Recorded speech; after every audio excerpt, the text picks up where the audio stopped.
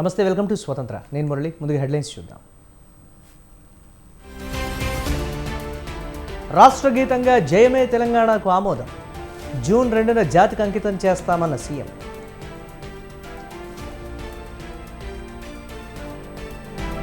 తెలంగాణను అవమానించే ప్రయత్నం మానుకోవాలి. కేసీఆర్ ఆనవాళ్లను తుడిచే ప్రయత్నం చేస్తున్నారన్న కేటీఆర్.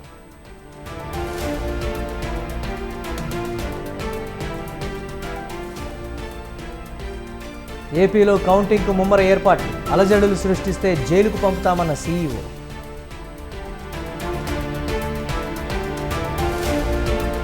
జగన్ సీఎస్ డైరెక్షన్లోనే సజ్జల వ్యాఖ్యలు. జవహర్ రెడ్డిని తప్పించాలన్న దేవినేని ఉమా.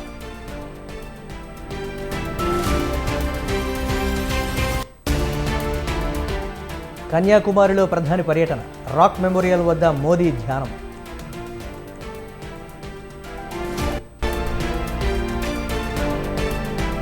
కేజ్రీవాల్ బెయిల్ పిటిషన్లు విచారణకు స్వీకరించిన కోర్టు. కౌంటర్ దాఖలు చేయాలని ఈడీకి ఆదేశం.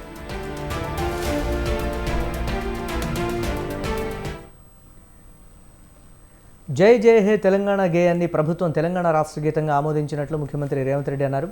తెలంగాణ రాష్ట్రం ఆవిర్భవించి ఈ ఏడాది జూన్ 2వ తేదీ నాటికి 10 ఏళ్లు పూర్తవుతున్న సందర్భంగా దశాబ్ది ముగింపు వేడుకలను ఘనంగా నిర్వహించేందుకు ఏర్పాట్లు చేస్తున్నామన్నారు.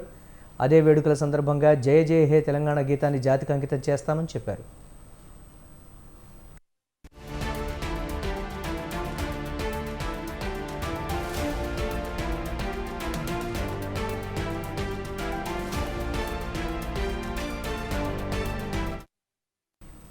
సచివాలయంలో మంత్రులు, ఎమ్మెల్యేలు, వివిధ పార్టీల నేతలు, ఉద్యమంలో క్రియాశీల పాత్ర పోషించిన పార్టీల ప్రతినిధులతో సీఎం సమావేశమయ్యారు. తెలంగాణ రాష్ట్ర గీతంతో పాటు రాష్ట్ర ఆవిర్భావ దశాబ్ది ముగింపు వేడుకల నిర్వహణపై చర్చించారు. జయ జయ హే తెలంగాణ గీతాన్ని 2 వెర్షన్లలో తయారు చేశారు. 2 నిమిషాల 30 నిమిషాల నిడివితో ఒక వెర్షన్, 13.30 నిమిషాల నిడివితో పూర్తి వెర్షన్ రూపొందించారు. ప్రభుత్వ కార్యక్రమాల్లో ఆలపించేందుకు వీలుగా పూర్తి గేయంలో ఉన్న 3 చరణాలతో 2.5 నిమిషాల నిడివితో సంక్షిప్త గేయం ఉంటుందని సీఎం ప్రకటించారు. ఈ రెండింటిని రాష్ట్ర గీతంగానే పరిగణిస్తామని చెప్పారు ఆయన.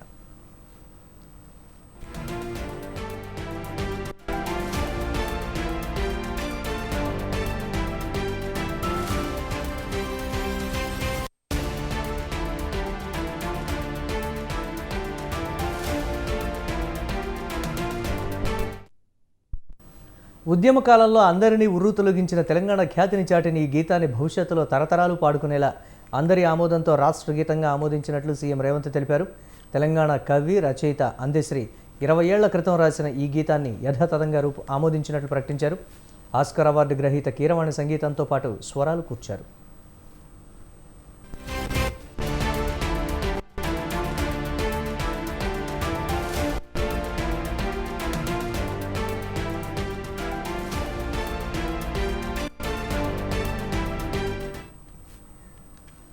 తెలంగాణ దశాబ్ది వేడుకలను ప్రతి గ్రామ ప్రజలు సంతోషంగా జరుపుకోవాలని మంత్రి పొన్నం ప్రభాకర్ పిలుపునిచ్చారు.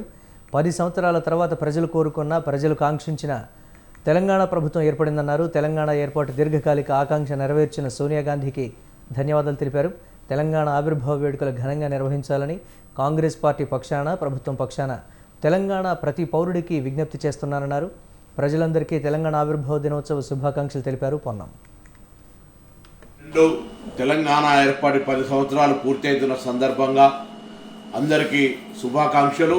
ఈ ఉత్సవాలను దశాబ్ది ఉత్సవాలుగా జరుపుకోవాలని కోరుతూ 10 సంవత్సరాల తర్వాత ప్రజలు కోరుకున్నటువంటి, ప్రజలు ఆకాంక్షించినటువంటి తెలంగాణ ప్రభుత్వం ఏర్పడ్డది.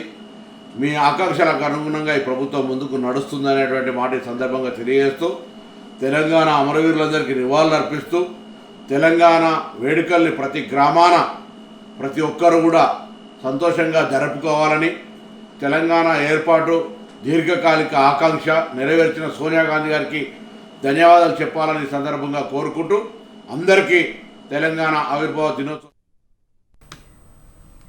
రాష్ట్ర ప్రభుత్వ కొత్త చిహ్నం విషయంలో తెలంగాణ సర్కార్ పునరాలోచనలో పడిందా? సాంకేతిక కారణాలే లోగో విడుదలకు అడ్డంకిగా మారాయా? రాష్ట్ర చిహ్నానికి కేంద్ర హోంశాఖ అనుమతి తప్పనిసరా? జూన్ 2న కొత్త లోగో రావడం కష్టమేనా? లోగో విషయంలో అసలేం జరుగుతోంది? Watch the story.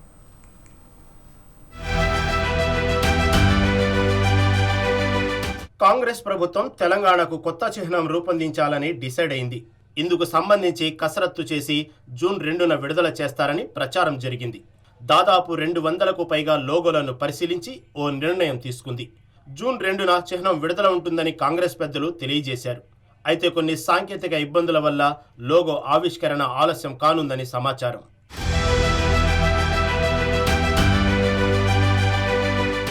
రాష్ట్ర చిహ్నం మార్చాలంటే కేంద్ర హోంశాఖ అనుమతి తప్పనిసరి. రాష్ట్ర ప్రభుత్వం ఆమోదించిన కొత్త చిహ్నాన్ని కేంద్ర హోంశాఖ పరిశీలించాల్సి ఉంది. దేశ రాజ్యాంగ స్ఫూర్తి, సమగ్రత, సమైక్యత, రాజ్యాంగ లక్ష్యాలకు అనుగుణంగా లోగో ఉందో లేదో హోంశాఖ పరిశీలించాల్సి ఉంది. లోగోపై అభ్యంతరాలను సైతం స్వీకరించాల్సి ఉంది. దీనికి సుమారు 7 నుంచి 10 రోజులు పట్టే అవకాశం ఉంది.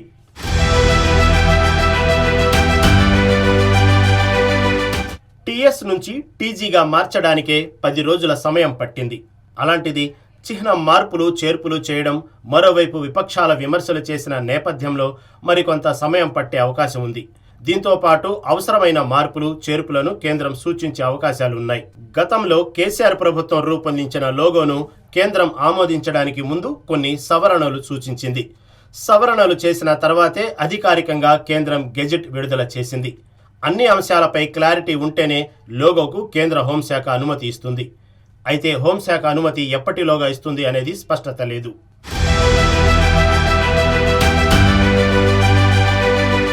చిహ్నం మార్పుపై రాష్ట్ర ప్రభుత్వం ఇప్పటికే నిర్ణయం తీసుకున్నా సాంకేతికంగా హోంశాఖ అనుమతి జూన్ 2లోపు రాదని తెలుస్తోంది. ఇదే ఆలోచన ఉన్న రాష్ట్ర ప్రభుత్వం జూన్ 2న లోగో విడుదల నిర్ణయాన్ని వాయిదా వేసుకున్నట్టు తెలుస్తుంది.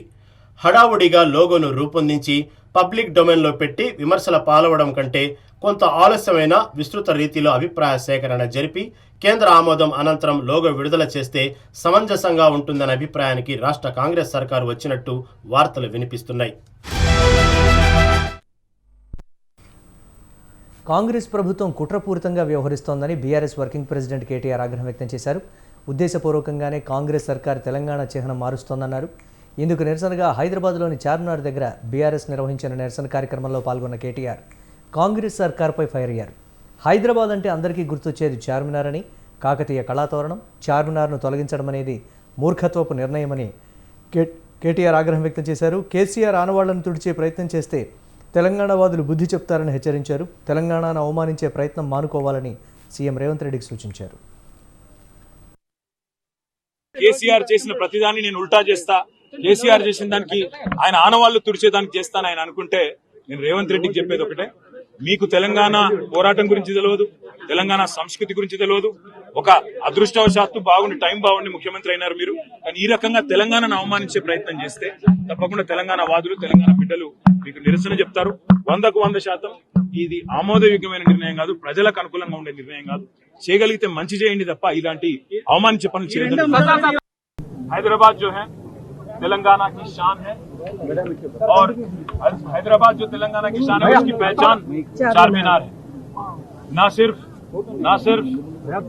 हिंदुस्तान में बल्कि पूरे दुनिया में चार मीनार और हैदराबाद दोनों एक दूसरे के साथ ऐसे जुड़े हुए हैं जिनको कोई अलग नहीं कर सकता. आज तेलंगाना की जो लोगो है, ऑफिशियल लोगो, उसमें से चार मीनार हटाने की और काकतिया आर्च हटाने की जो कोशिश हुकूमत कर रही है, तेलंगाना की कांग्रेस की हुकूमत, इसको हम पूरी तरह से इसकी मुखालिफत करते हैं. और मैं डिमांड करता हूं इस हुकूमत की और खास यहाँ के चीफ मिनिस्टर रेवंत रेड्डी से, क्या जरूरत आई थी, क्या आपको इतना इमीडिएट अर्जेंसी क्या था इसको हटाने की? ये कतई मंजूर नहीं है और तेलंगाना की जनता और तेलंगाना की अवाम इसका पूरी तरह से विरोध करती है. और मैं रिक्वेस्ट करना चाहता हूं गवर्नमेंट ऑफ तेलंगाना को कि आप विड्रॉ कर लें. కాకతీయ కళాతోరణాన్ని చార్మినార్ను తొలగించాలనే మూర్ఖపు నిర్ణయం ఏదైతే ఉందో ఈ ప్రభుత్వాన్ని, దీన్ని మేము తీవ్రంగా నిరసిస్తున్నాం, తీవ్రంగా ఖండిస్తున్నాం. చార్మినార్ను తొలగించడం అంటే ప్రతి హైదరాబాద్ ని అవమానించడమే, తప్పకుండా అగౌరవపరిచినట్టే అవుతుంది. రాష్ట్ర ప్రభుత్వం మిమ్మల్ని ఎన్నుకున్నది ప్రజల బతుకులు మార్చమని, ప్రజలకు మేలు చేయమని, పథకాలు అమలు చేయమని, ఇచ్చిన వాగ్దానాలు నిలబెట్టుకోమని. అంతేగాని ఇవాళ చార్మినార్ ని తొలగిస్తా, కాకతీయ కళాతోరణాన్ని తొలగిస్తా అంటూ మూర్ఖపు నిర్ణయాలు ఏదైతే ముఖ్యమంత్రి రేవంత్ రెడ్డి చేస్తా ఉన్నారో వారికి మేము తెలంగాణ ప్రజల పక్షాన చేసే డిమాండ్, ఇలాంటి మూర్ఖపు నిర్ణయాలు విరమించుకోండి. బీఆర్ఎస్ పార్టీకి ప్రభుత్వ విప్ ఆది శ్రీనివాస్ కౌంటర్ ఇచ్చారు. జై జై హే తెలంగాణ పాటను బీఆర్ఎస్కు ఎందుకు వ్యతిరేకిస్తోందని ప్రశ్నించారు. రాష్ట్ర అధికార గేయానికి ఆస్కార్ అవార్డు గ్రహీత కీరవాణి సంగీతం ఇస్తే తప్పేంటి అని అడిగారు. రచయిత ఉద్యమకారుడు అందశ్రీకి గౌరవం ఇవ్వడాన్ని కేసీఆర్ జీర్ణించుకోలేకపోతున్నారని ఫైర్ అయ్యారు. చార్మినార్, కాకతీయుల తోరణం తెలంగాణలో భాగమేనని, కానీ రాచరిక ఆనవాళ్లు లేకుండా రాష్ట్రీయ చిహ్నం ఉండాలన్నారు. రాష్ట్రానికి సంబంధం లేని వాళ్లను బ్రాండ్ అంబాసిడర్లుగా చేయలేదా అని ఆది శ్రీనివాస్ ప్రశ్నించారు. ఉవ్వెత్తున ఎగిసిపడేలా చేసినటువంటి పాట జయ జయ తెలంగాణ, కవిత రచయిత అందశ్రీ గారు రాసినటువంటిది. 10 సంవత్సరాలు తెలంగాణ పేరుతో అధికారంలోకి వచ్చినటువంటి కేసీఆర్ గారు ముఖ్యమంత్రి అయ్యారు. కానీ ఆ గీతాన్ని రాష్ట్రీయ గీతంగా చేద్దామనేటువంటి ఆలోచనే సోయలేనటువంటి వీళ్ళు ఈరోజు తెలంగాణ ఇచ్చిన కాంగ్రెస్ పార్టీ అధికారం రాగానే జయ జయ తెలంగాణ గీతాన్ని రాష్ట్రీయ గీతంగా తెలంగాణ ఆవిర్భావ దినోత్సవం జూన్ 2న ప్రకటించడానికి గౌరవ ముఖ్యమంత్రి రేవంత్ రెడ్డి గారు ఒక నిర్ణయం తీసుకొని ఆ రచయిత కవికి అందశ్రీ గారికి స్వరకల్పన రూపకల్పన చేసే బాధ్యతలు ఇస్తే ఆస్కార్ అవార్డు గ్రహీత కీరవాణి గారు దాని స్వరకల్పన సూటిగా ప్రశ్నిస్తున్నాం. ఓట్ల లెక్కింపు సమయంలో ఎవరైనా కౌంటింగ్ కేంద్రంలో అలజడి సృష్టిస్తే తక్షణమే వారిని అరెస్టు చేస్తామని రాష్ట్ర ప్రధాన ఎన్నికల అధికారి ముఖేష్ కుమార్ మీనా హెచ్చరించారు. రాజకీయ పార్టీల అభ్యర్థులు, కౌంటింగ్ ఏజెంట్లు ఈ విషయాన్ని గమనించాలని సూచించారు. మచిలీపట్నంలోని కృష్ణా విశ్వవిద్యాలయంలో ఏర్పాటు చేసిన ఓట్ల లెక్కింపు కేంద్రాన్ని ఆయన పరిశీలించారు. ఓట్ల లెక్కింపు ఏర్పాట్లు, కౌంటింగ్ కేంద్రం భద్రతను పరిశీలించామని మీనా తెలిపారు. ఓట్ల లెక్కింపులో పాల్గొనే సిబ్బందికి ఇప్పటికే శిక్షణ ఇచ్చామన్నారు. కౌంటింగ్ కేంద్రం వద్ద 144 సెక్షన్ అమల్లో ఉంటుందని, సిఆర్పీఎఫ్ దళాలు భద్రతను పర్యవేక్షిస్తూ ఉంటాయని చెప్పారు. ఎన్నికల ఫలితాల తర్వాత జిల్లాల్లోని కొన్ని గ్రామాల్లో పోలీస్ పికెటింగ్ ఉంటుందన్నారు. ఫలితాల తర్వాత విజయోత్సవ ర్యాలీలు నిర్వహించకూడదని స్పష్టం చేశారు.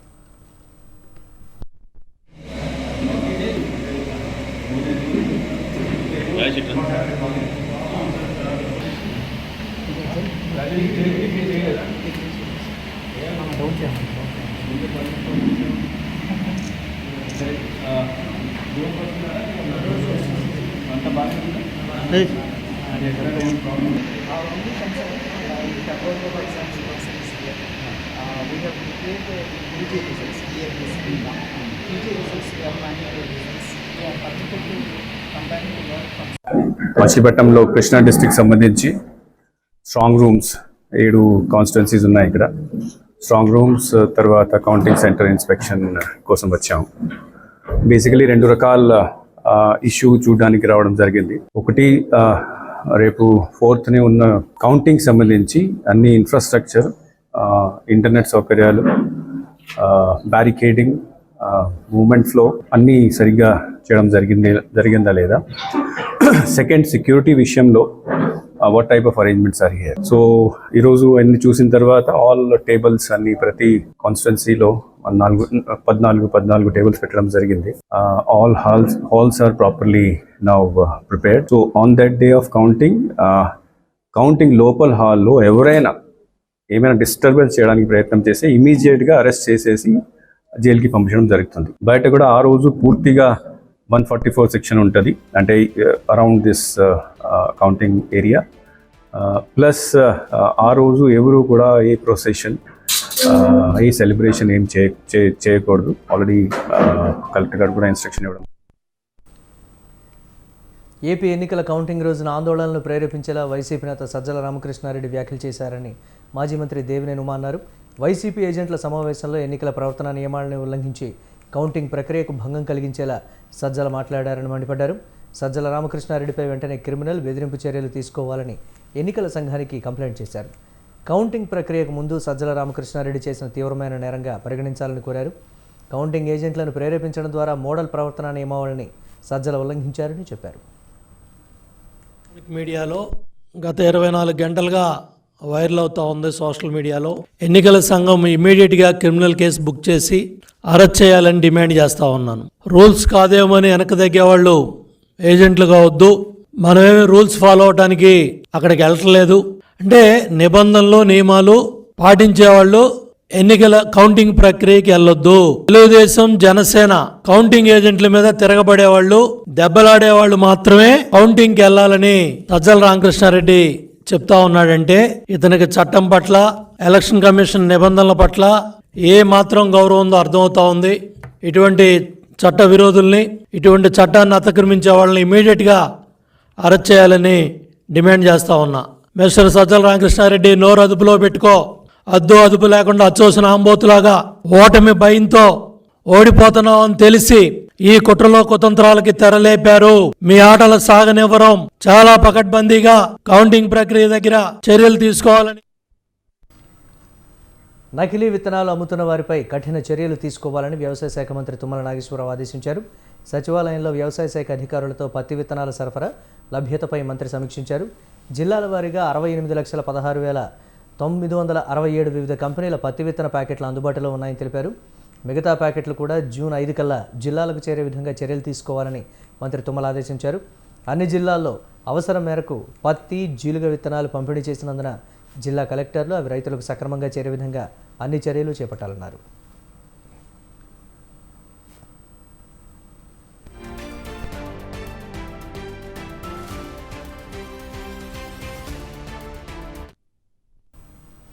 ఇక నుంచి జిల్లా కలెక్టర్లు, సంబంధిత అధికారులు పత్తి విత్తనాల విక్రయ కేంద్రాలను జీలుగా, జనుము సరఫరా చేసే కేంద్రాలు పర్యటిస్తూ రైతులకు ఎక్కడా ఎటువంటి ఇబ్బంది రాకుండా చర్యలు చేపట్టాల్సిందిగా ఆదేశించారు. రాష్ట్రంలో గత వారంలో కురిసిన వర్షాలకు రైతులు దుక్కులు చేసుకొని సిద్ధంగా ఉన్నారని, అందుకని విత్తన కంపెనీలు అందరూ వారిచ్చిన ప్రణాళిక ప్రకారం మిగతా పత్తి విత్తన ప్యాకెట్లను కూడా జూన్ 5 కల్లా జిల్లాలకు చేర్చవలసిందిగా ఆదేశించారు. ప్రతిరోజు జిల్లా వారీ, కంపెనీ వారీగా పత్తి విత్తన ప్యాకెట్ల పంపిణీ, కొనుగోలు వివరాలు తెప్పించుకోవాలన్నారు.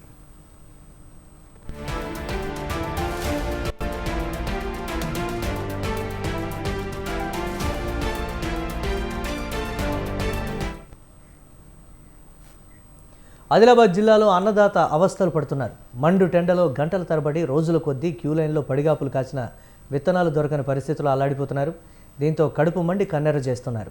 ఇదేనా ప్రభుత్వ తీరు అంటూ ప్రశ్నిస్తున్నారు. ఇంతకీ రైతన్న రోడ్డెక్కే దుస్థితి ఎందుకు వచ్చింది? విత్తనాల కొరతకు కారణాలేంటి? ప్రభుత్వ వైఫల్యమా? డీలర్ మాయాజాలమా?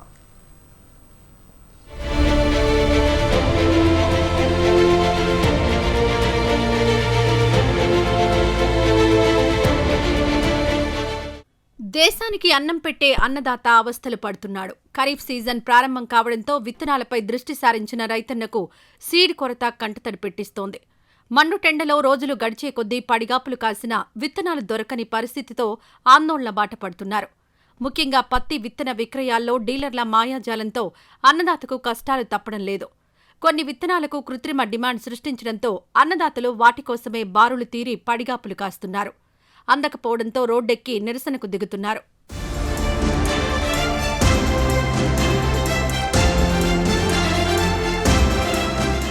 ఆదిలాబాద్ జిల్లాలో ప్రత్తి సాగు ఎక్కువ. అయితే సాగుకు తగ్గ సీడ్ సకాలంలో అందక పత్తి రైతులు కష్టాలు పడుతున్నారు. ఏప్రిల్, మే నెలల్లోనే అన్ని సీడ్స్ తెప్పించాల్సిన వ్యవసాయ అధికారుల నిర్లక్ష్యానికి తోడు డీలర్లు ఇష్టారాజ్యాన బ్లాక్లో అమ్ముకోవడంతో తాము అవస్థలు పడాల్సి వస్తోందని ఫైర్ అవుతున్నారు రైతన్నలు. కంపెనీ ప్రతినిధులతో ములాఖత్ అయిన కొంతమంది డీలర్లు అక్రమాలకు పాల్పడుతున్నారని, డిమాండ్ లేని విత్తనాలకు సైతం ప్రముఖ కంపెనీ విత్తనాల పేరిట కృత్రిమ డిమాండ్ సృష్టించి రైతులను బురిడీ కొట్టించే ప్రయత్నం చేస్తున్నారని ఆరోపిస్తున్నారు. ఇకపోతే విత్తనాల ప్రాముఖ్యతను వివరించాల్సిన వ్యవసాయ శాఖ ప్రేక్షక పాత్ర పోషిస్తోందని అధికారులపై కూడా గుర్రుగా ఉన్నారు. తమకు కావలసిన రాశి 659 పత్తి విత్తనాలను తెప్పించడంలో ఫెయిల్ అయ్యారని, దీంతో విత్తనాల కోసం తీవ్ర ఇబ్బందులు ఎదుర్కొనే పరిస్థితి, ఆందోళనకు దిగే దుస్థితి వచ్చిందని అగ్గి మీద గుగ్గిలంలా నిప్పులు చెరుగుతున్నారు.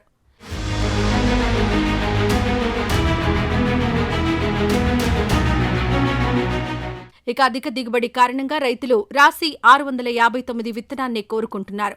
తెగుళ్లను తట్టుకునే శక్తి ఈ విత్తనానికి ఉండడంతో ఫర్టిలైజర్స్ ఖర్చు కూడా తగ్గుతుందంటున్నారు. పైగా ఆదిలాబాద్ జిల్లాలో నల్లరేగడి నేలకు ఇది అనుకూలమని, అందుకే ఈ సీడ్నే ఎంచుకుంటామని చెబుతున్నారు. పంటకాలం కావడంతో 3 రోజులుగా ఎర్రని ఎండను సైతం లెక్క చేయకుండా క్యూలో నిలబడ్డామని, మహిళలు చిన్నపిల్లలను పట్టుకుని పడిగాపులు పడాల్సిన దుస్థితి నెలకొందని నిప్పులు చెరుగుతున్నారు. పోలీసులు నిలబడి క్యూలైన్లను నియంత్రించే వరకు వచ్చిందంటే పరిస్థితి ఎలా ఉందో, విత్తనాల కొరతతో ఎన్ని అవస్థలు పడుతున్నామో అర్థం చేసుకోవాలంటున్నారు. ఇక స్వయంగా జిల్లా కలెక్టర్ రంగంలోకి దిగి డీలర్ షాపులలో స్టాక్ వివరాలు, రిజిస్టర్లను పరిశీలించడం వరకు చేరుకుంది. మరోవైపు విత్తనాల కొరతకు ప్రభుత్వ వైఫల్యమే కారణమని ప్రతిపక్షాలు విమర్శలు గుప్పిస్తున్నాయి. 10 ఏళ్ల పాలనలో రైతులు ఇలాంటి కష్టాలు చూడలేదని, కాంగ్రెస్ పాలనతోనే మళ్లీ పాత రోజులొచ్చాయని ఆరోపిస్తున్నారు బీఆర్ఎస్ నేతలు. కమలనాథులు కూడా తమదైన స్టైల్లో రేవంత్ సర్కార్పై విరుచుకుపడుతున్నారు. మరి రైతులు ఆరోపిస్తున్నట్టు విత్తనాల కొరతకు ప్రభుత్వ వైఫల్యమే కారణమా? డీలర్లను నియంత్రించడంలో అధికారులు నిజంగానే ఫెయిల్ అయ్యారా? అందుకే రైతుకు అందాల్సిన సీడ్ బ్లాక్లో దొరుకుతుందా అంటే అవునని అంటున్నారు అన్నదాతలు. మరి ఇకనైనా కట్టడి చర్యలకు పూనుకుంటారా, లేదంటే చోద్యం చూస్తారో చూడాలి మరి.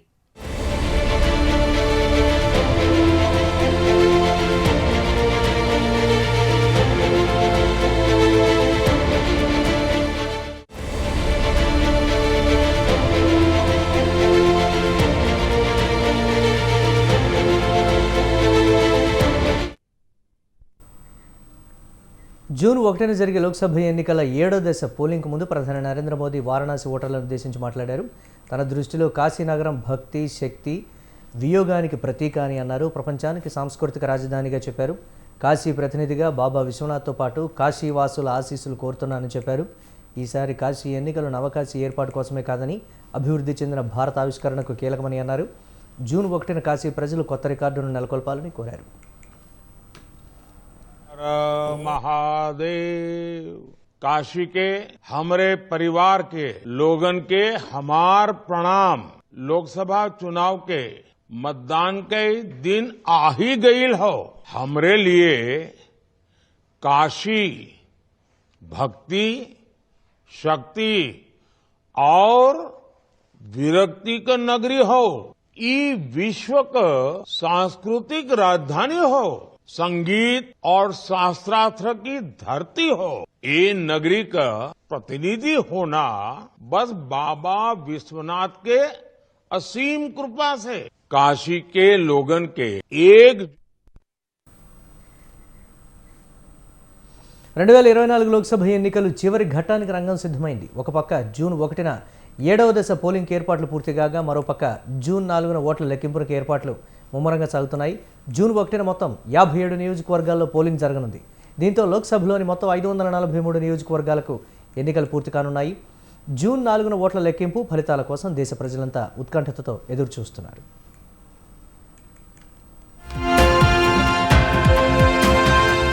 జూన్ 1న బీహార్లోని 8 నియోజకవర్గాలు, హిమాచల్ ప్రదేశ్లోని మొత్తం 4 లోక్సభ నియోజకవర్గాలు, జార్ఖండ్లో 3 స్థానాలకు, ఒడిశాలో 6, పంజాబ్లోని మొత్తం 13 నియోజకవర్గాలు, ఉత్తరప్రదేశ్లోని 13 నియోజకవర్గాలకు, పశ్చిమ బెంగాల్లో 9 స్థానాలకు, చండీగఢ్లోని ఏకైక నియోజకవర్గానికి ఎన్నికలు జరుగుతాయి. మొత్తం 7 రాష్ట్రాలు, చండీగఢ్తో కలిపి మొత్తం 57 నియోజకవర్గాలకు ఎన్నికలు నిర్వహించేందుకు సర్వసన్నాహాలు పూర్తయ్యాయి. నేటి సాయంత్రంతో ఈ నియోజకవర్గాల్లో ప్రచారం ముగిసింది.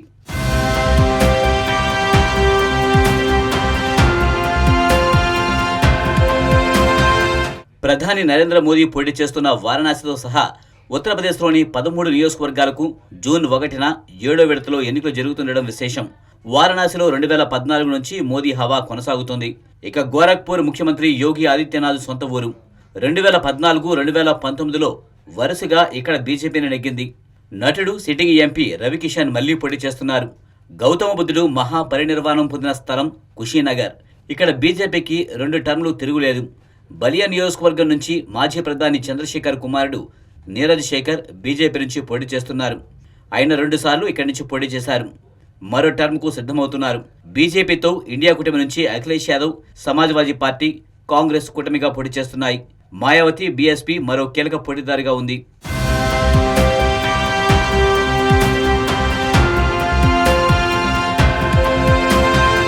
2022లో కాంగ్రెస్ అధికారంలోకి వచ్చాక హిమాచల్ ప్రదేశ్లో జరుగుతున్న తొలి లోక్సభ ఎన్నికలు ఇవి.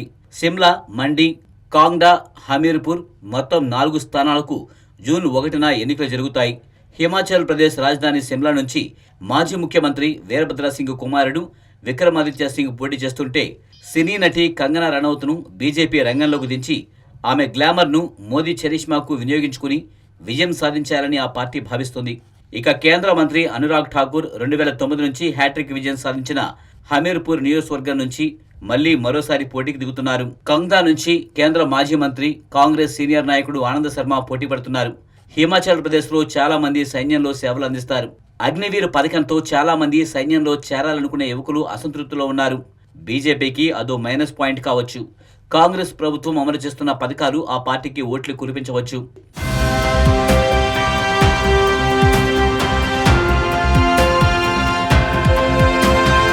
ఢిల్లీ తర్వాత ఆమ్ ఆద్మీ పార్టీ ప్రభుత్వం ఉన్న రాష్ట్రం పంజాబ్.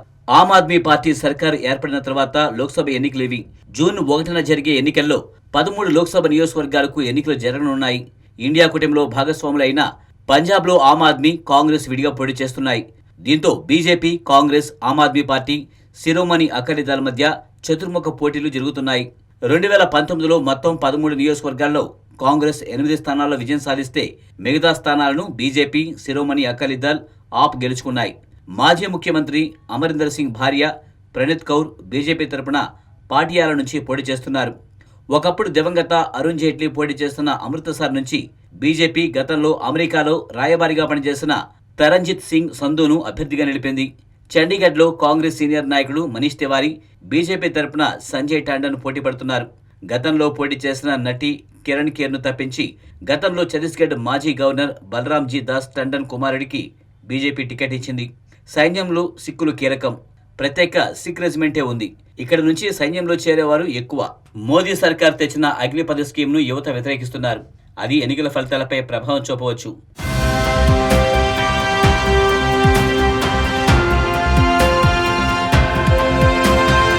బీహార్లో 8 లోక్సభ నియోజకవర్గాలకు చివరి విడతలో ఎన్నికలు జరుగుతున్నాయి.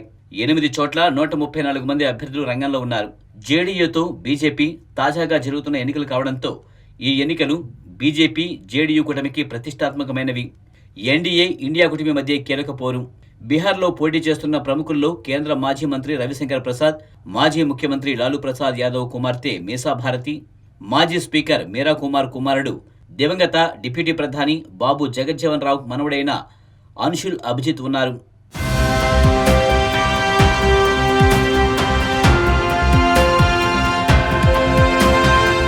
బెంగాల్ ఆఖరి పోరుకు సిద్ధమైంది.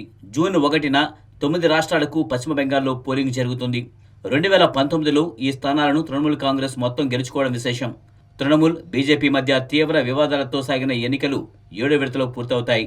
సీఎం మమతా బెనర్జీ మేనల్లుడు 2014-2019లో నెగ్గిన అభిషేక్ బెనర్జీకే ఈసారి డైమండ్ హార్బర్ తృణమూల్ మళ్లీ టికెట్ కేటాయించింది. ఈసారి బీజేపీ నుంచి తృణమూల్ గట్టి పోటీ ఎదుర్కొంటుంది. విజయం ఎవరిదో చూడాలి.